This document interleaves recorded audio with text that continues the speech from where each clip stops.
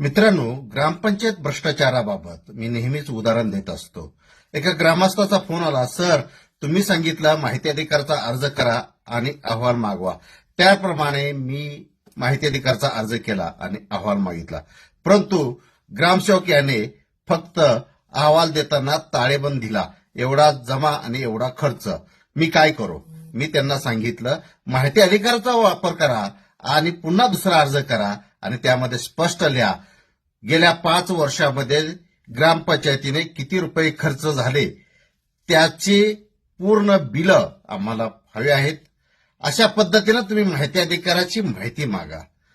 आणि त्यांनी तसंच केलं. माहिती अधिकाराचा अर्ज केला आणि खर्च झालेल्या बिलांच्या पावत्या मागितल्या.